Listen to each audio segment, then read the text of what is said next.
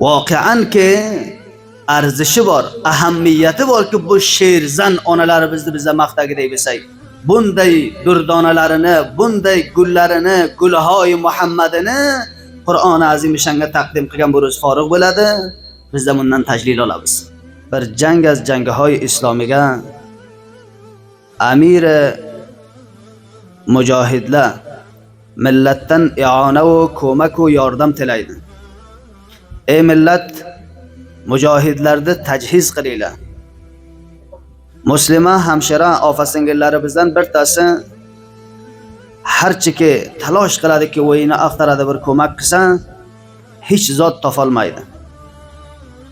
O'yginasiga boradi, qaychini olib, shu uzun sochlaridan bir miqdorda qirqadi, birgina lattani ichiga qo'yib, amiri mujohidlarga taqdim qiladi.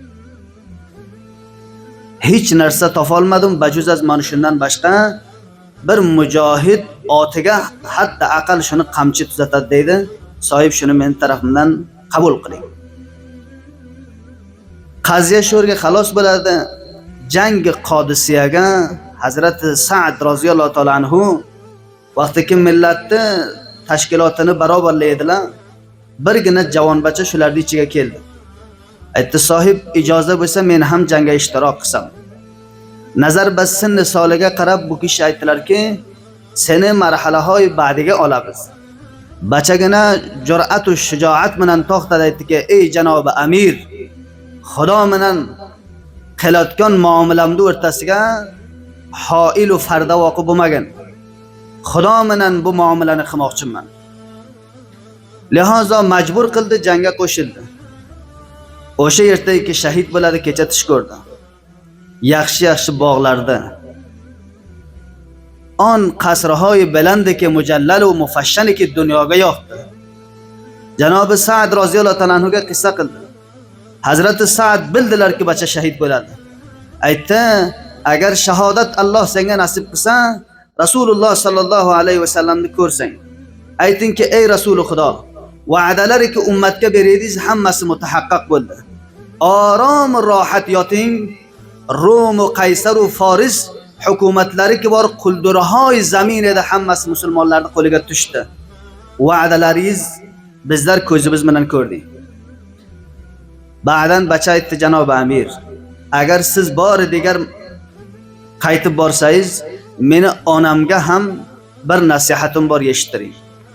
Aytingki, farzanding orzusiga yetdi.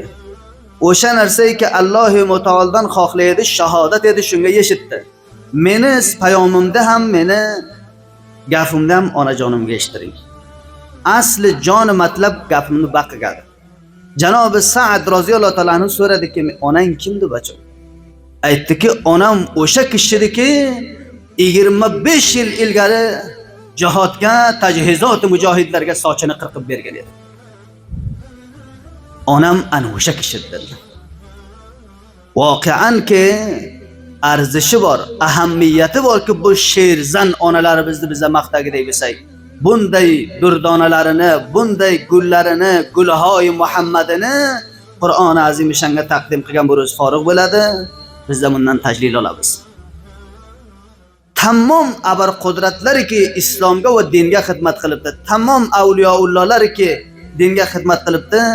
Hammasi va hammasi shunday bir sherzan, muxlisa, olima, obida, ana shunday onalarimizni duosi va parvarishi bilan bo'lgandi.